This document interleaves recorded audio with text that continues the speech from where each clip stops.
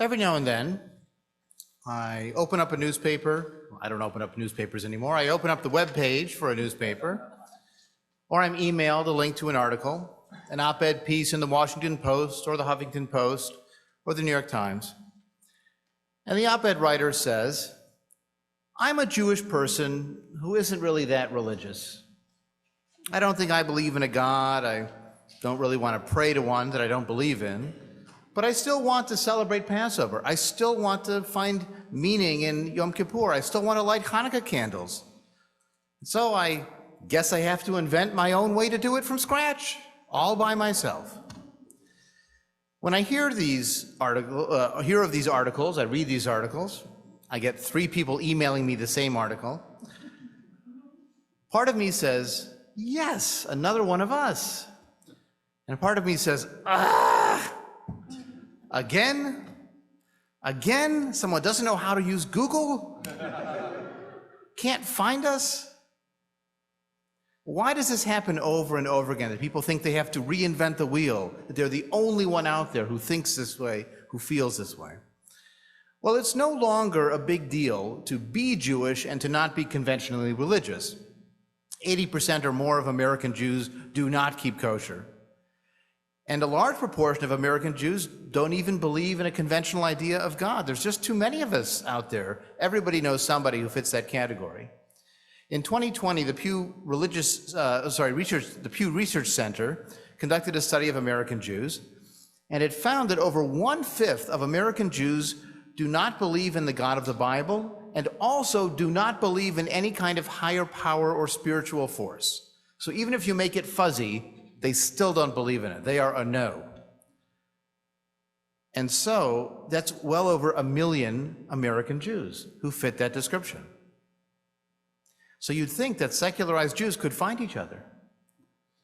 But the problem is that these individual secularized Jews who might have been raised Reform or conservative or even Orthodox, they still believe that Judaism has to be religious. Even if a Jewish person can be secular, Judaism needs to be religious. It needs a God. It needs a Torah as a binding source of commandment. It needs prayers and blessings that invoke a God, which, if you're secular, you're stuck with, because that's what you say, the blessings. Maybe they're nostalgia, maybe they're irrelevant, maybe they're even alienating to what you actually believe, but too bad. Judaism is religious, you're stuck with it. And because of that belief, this liberated individual who's no longer personally, conventionally religious, they think that they're weird to want to find secular ways to celebrate Judaism. We had someone find our congregation who had children in high school already. He had married a Catholic woman who wanted to raise the kids Catholic, and they did. He was fine with that. But he himself had always been a secularized Jew. And he found our congregation, and he was so excited. He brought his wife to high holiday services. And she was disturbed because she thought he was the weirdo. And now here's a room full of people who are saying the things he says and who are celebrating Judaism the way he does. These secularized Jews out there who write these op-eds reinventing the wheel, they don't even know what to Google or how to Google it, what might be out there. They can't even imagine that there were organized Jewish communities of various kinds of secular Judaism over 100 years ago.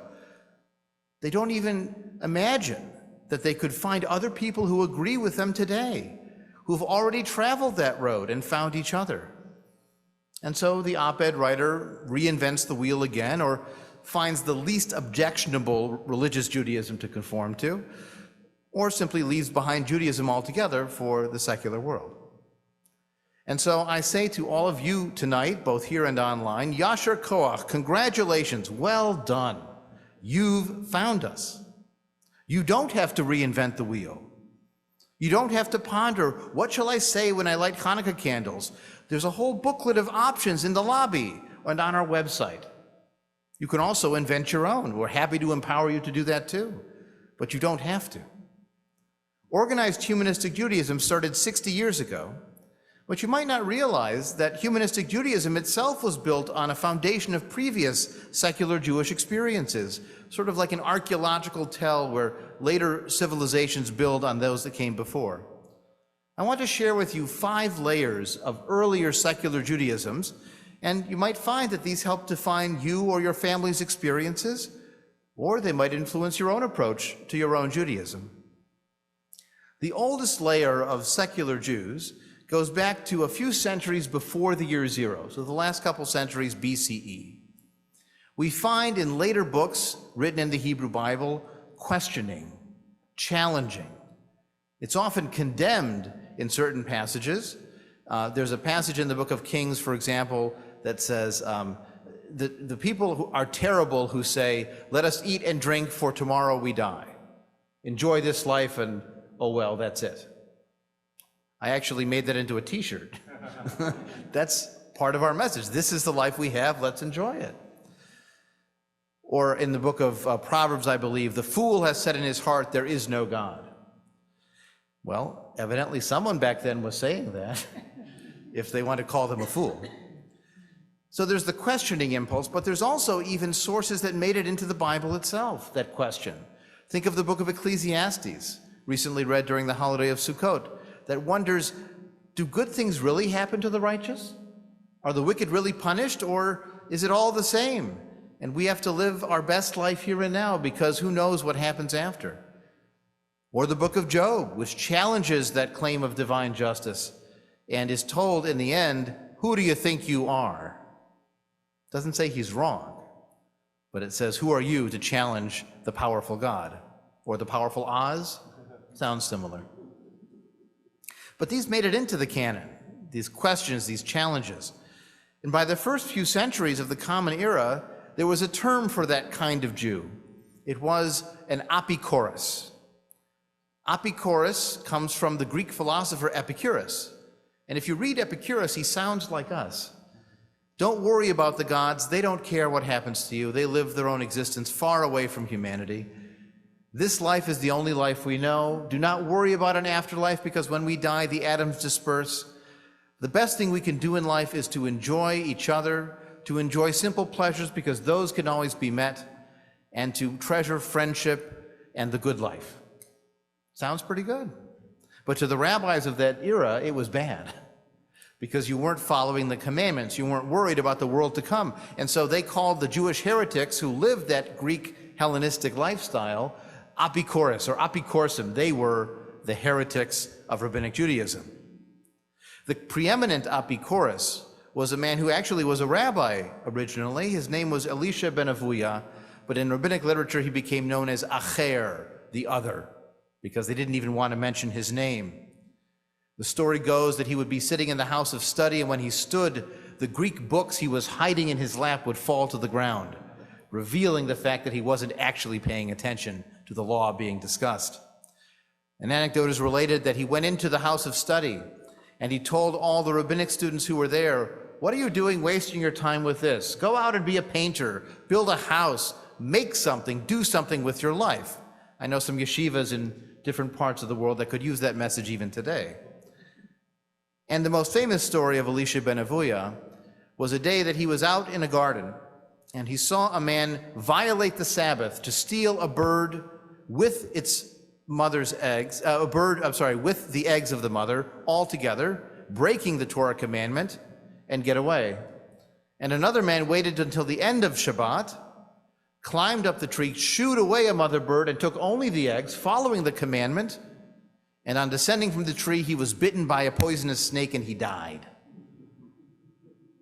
Immediately after the commandment to shoo away the mother bird and only take the eggs, it says in the Torah, "Do this and you will live a long life. You will be rewarded." And Elisha saw this incident and he said, "Where is this man's long life? Where is his reward?" And in the retelling of the story, supposedly he said, "Leit din v'leit dayan." There is no judge and there is no justice.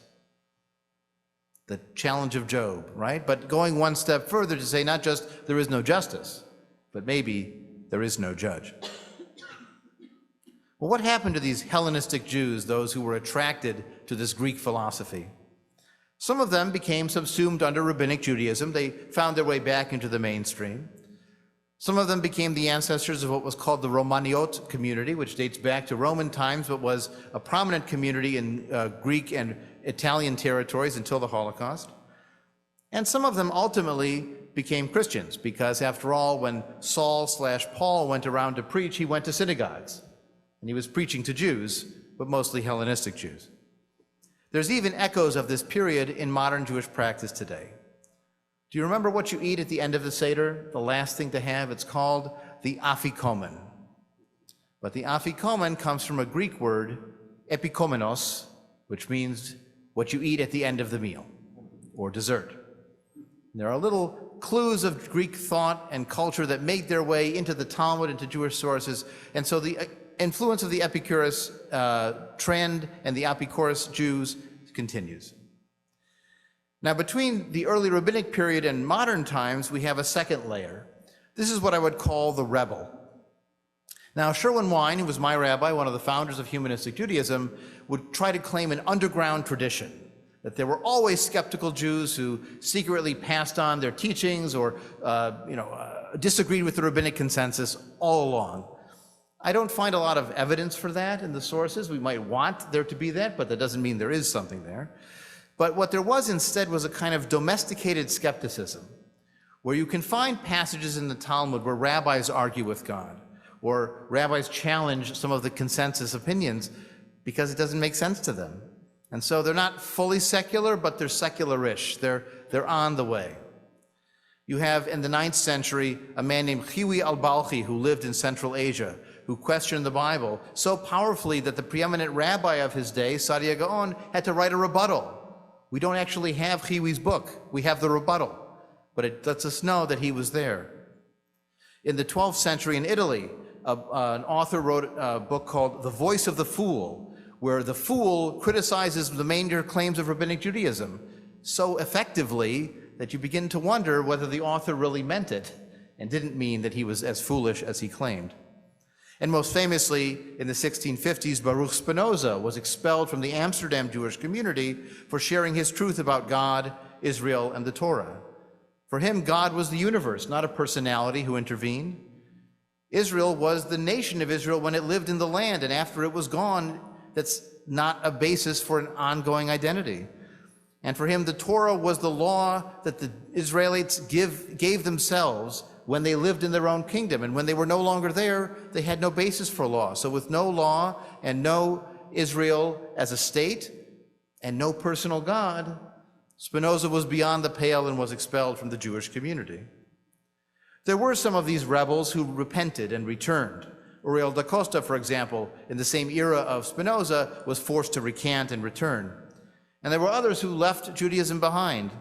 Solomon Maimon wrote an autobiography detailing his grappling with Jewish faith, or Heinrich Heine, the famous German poet, left his Judaism behind as he said he wasn't any more religious as a Christian than he was as a Jew, but his conversion was his passport to European culture. Some will debate whether Maimonides was one of these rebels in the closet. Some would say yes, some would say no. Well, as we can say, you have your Maimonides, I have my Maimonides. Now, in the pre-modern period, to be Jewish was to be part of an ethno-religion. It was a peoplehood, it was a set of religious beliefs, and those were one and the same. There was no line between the two. But with the dawn of enlightenment, scientific revolution, the 19th century, and the opportunity to be a citizen, now what does it mean to be Jewish if you can be a German citizen, an American citizen, potentially a Russian citizen? Well, now there are many ways to be Jewish as you experience democracy, integration in Western Europe and the Americas, and a rising ethnic nationalism with less chances for freedom in Eastern Europe. The Enlightenment, the Romantic movement and its response, the scientific and industrial revolutions, mass migration, all impacted Jewish ideas and identities. This is the period of the birth of Reform Judaism, and then Orthodox Judaism responding to Reform, saying you've gone too far. And then conservative Judaism finding a place in between Orthodox and Reform. It was also the period of a birth of a myriad of varieties of secular Judaism, and I'll share with you just three. The first was a universalism. Many secular Jews in the 19th and early 20th centuries worked for a global proletarian revolution. Most Jews in that period were not doctors and accountants. They were working in factories. They were part of the working class. And communism at the time was anti-Semitism. And so they found fellow travelers in that movement. It was a movement that promised a utopia, a kind of secular messianism, but of course it was also anti-religion. Remember, Marx said religion was the opiate of the masses. And so if you were a secular Jew who was in the working class and was inclined to support a global proletarian revolution, who wanted to be part of a bigger team than just Jewish workers, I can be part of the workers of the world, then I might join an organization called the International Workers' Order, or the International Workers of the World. In fact, the International Workers' Order was organized by language sections, and the Yiddish language section was by far the largest of any of the language sections in the International Workers' Order. And probably plenty of the people who listed themselves as speaking Russian or English also were Jewish. So Jews were a predominant part of this movement because they were leading the vanguard of international identity, of a kind of cosmopolitanism. Remember, to be a cosmopolitan is to be a citizen of the world, cosmos and polis. You are connected to every human being. A famous revolutionary, Rosa Luxemburg, wrote, "I have no special room in my heart for Jewish suffering. My suffering is with any suffering people anywhere in the world." That's the cosmopolitan, the universalist. They might have acknowledged a Jewish background, Jewish birth, Jewish family, but in the end, they were part of this world culture. If you saw the movie Oppenheimer, you saw a little bit of a peek into a world called ethical culture. Ethical culture was a movement founded by a former Reform rabbi named Felix Adler, who wanted this universal culture of ethics and progress and cosmopolitan identity. So that was one idea, one possibility for secular Jews. A second one was to connect to that ethnic nation in diaspora. The vast majority of Jews in the late 19th century lived outside of Israel, and their experience of being Jewish included their persecution as Jewish people, not by their beliefs, not by what they ate, especially in Eastern Europe, where the bulk of Jews in Europe lived. They were an ethnic group with their own language, their own customs, their own schools, their own communities. And they demanded respect for that identity and some autonomy, the right to run their own affairs. The ideology of these diaspora nationalists, they sometimes use the Yiddish phrase, Doigkeit. Doigkeit means here-ness. Do is here. We're here in this country, we speak the Yiddish language, and so we want to adapt and adopt and shift our government's approach to acknowledge our nationality and our right to be a part of this, just as Lithuanian nationalists and Polish nationalists and Ukrainian nationalists want the right to use their language and have respect for their culture. Often these diaspora nationalists were socialists, just like the communists, but they wanted to maintain an active and a future Jewish identity. When the first socialist Jewish schools were formed in America, they debated, do we want to just make socialists, or can we teach them Jewish history? Can we teach them Yiddish language? Can we teach them to celebrate Jewish holidays? Because after all, we want to make Jewish socialists, not just socialists. If you've heard of the Bund in Europe, or the Workmen's Circle, now Workers' Circle in America, these were an expression of this kind of diaspora nationalism, or the historian Shimon Dumdov was another example, less socialist, more bourgeois. In the end, these secular Jewish communities and schools had to choose what was relevant from Jewish culture. There was a vicious debate over what Bible stories to include, because after all, they agreed religion is the opiate of the masses. But if you want to be literate in Jewish culture, you've got to read the Bible, and there's a lot of God in there. So what do we do? My mother grew up in one of these communities, and in that community's Passover Haggadah, it described how Moses parted the Red Sea. It's news to me. If you read the Bible, it isn't Moses that parts the sea, it's God. But if you make Moses the magician, then it's not God, it's the story, but it's shifted a bit. They even debated which holidays do we celebrate. Some were an easy choice. Passover for socialists, easy, right? Workers' rebellion, stick it to the bosses. Works out very well. Purim, that worked well, right? Undermine the despotic authority. Hanukkah, rebel against the outside powers. all good. Yom Kippur? Atonement? Fasting? Probably not. Simchat Torah? No. Shavuot? No. May Day? Yes. And different communities debated. There was even, I love this line in the discussion that was printed about this. They wanted to celebrate the Russian Revolution, but they couldn't decide which one. Do they do it in March? Do they do it in November? Do they do it in October? Do they do it in November, depending on the count? It was a big debate. And it split communities over which Russian Revolution they really wanted to celebrate. But they were celebrating Jewish holidays too. They were creating a secular Jewish identity for the next generation. And the third option was a nationalism, but a nationalism that included a political nation. Today we call this Zionism. Remember, in the 19th century, there was a lot of nationalist fervor in Europe. It led to World War I, unfortunately. But you had this principle that came out of the Versailles Treaty called ethnic self-determination, national self-determination.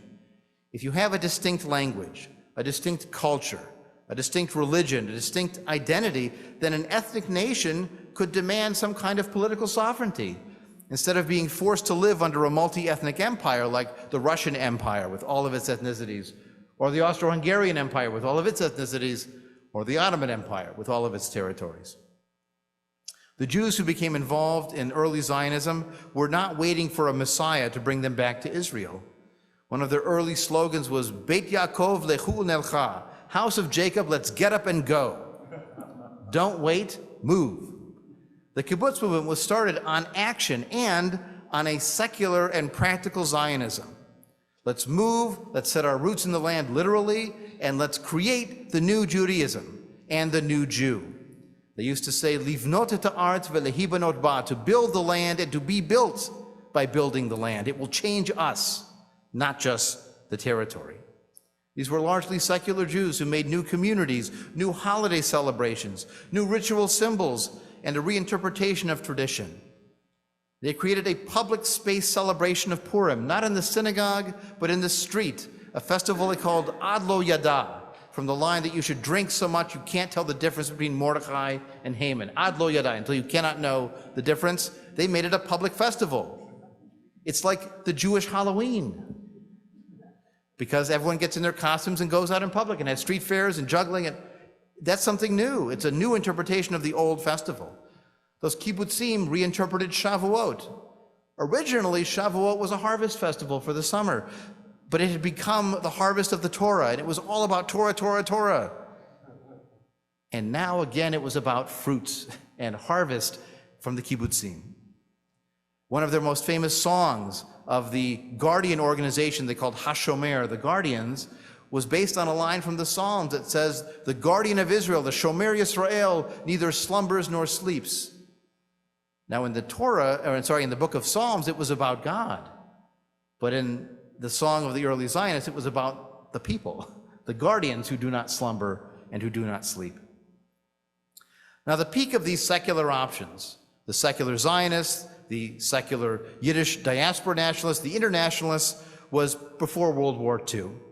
You had political parties in Poland for both the Zionists and the Bund who won seats in the Polish parliament. In 1935, secular Jewish schools in America enrolled 20,000 students. 10% of all the young Jews getting a Jewish education were doing it in some variety of secular Jewish community. There was even a famous example in upstate New York where there were 3 summer camps around the same lake. One was called Camp Kinderland, and that was the International Workers' Order Universalist Socialist Camp. They sang the Internationale in Yiddish when they raised a red flag in the morning. The second group was Camp Kinderwelt. That was the Bund, or the Workmen's Circle camp. They sang the Bund anthem, Die Shavua, in Yiddish when they lifted the Bund flag in the morning. And the third camp was, Kinderring was the, you had I'm trying to keep them straight. There's 3 of them. There's Kinderland, Kinderwelt, and Kinderring. So Kinderland was the International Socialist. Kinderring was the Workmen's Circle, because it was the Arbeiterring in Yiddish. And Kinderwelt was the Labor Zionist camp. And there, they sang Hatikva in Yiddish and in Hebrew when they lifted the Zionist flag in the morning. They were on other sides of the lake. They would not talk to each other. How dare you deal with those other people? But they were all varieties of secular Jewish community. Well, what happened to them, those 20,000 students in those schools? Well, there are many factors for the decline of these secular Jewish alternatives. First of all, they were very attached to Yiddish language, many of them. And after World War II, the closing of immigration to America, even before that, the integration to America by generation, Yiddish didn't last. It faded. A second weakness was many of them were attached to socialism and leftist politics. And as you may know, the late 40s, early 50s was not a good time to be connected to socialist politics in America. Also, the late 40s and 50s were actually a good time for economic development. Jews became more affluent. They did start becoming doctors and accountants. They earned more money. They had a house with 2 cars in the suburbs. Who wants a socialist revolution when you have 2 cars in your house in the suburbs? They also moved out to suburbia. And when you're not living in a dense ethnic neighborhood where everyone's speaking Yiddish and everyone is connected to Jewish community in that way, you're out in the suburbs, and what are the Jewish institutions people join? They might join a JCC, parallel to a YMCA, but they'll also join a synagogue, because that was respectable. It was the Eisenhower era, where Eisenhower supposedly said, I don't care what kind of God you believe in, as long as you believe in something.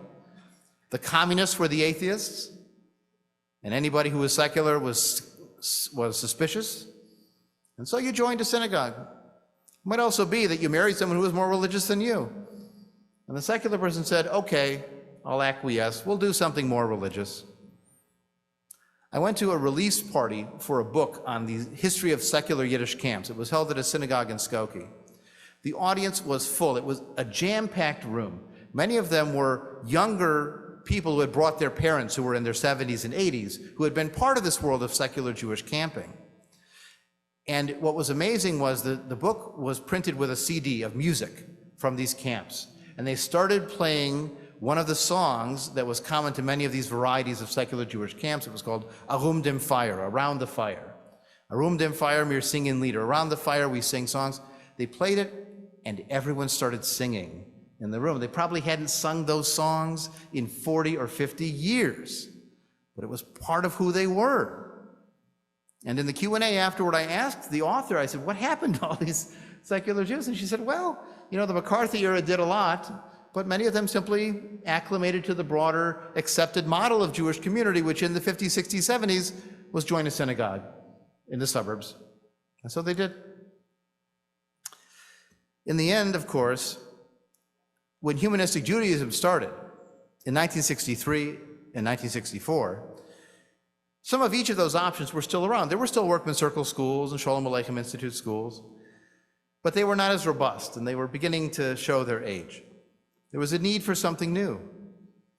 And what Humanistic Judaism did was it combined the strengths of a religious community, having professional leadership, having a full Jewish holiday calendar, not grappling over what to do about Yom Kippur, having a full life cycle, not saying, if you want a bar mitzvah, go find a rabbi. We could do it ourselves.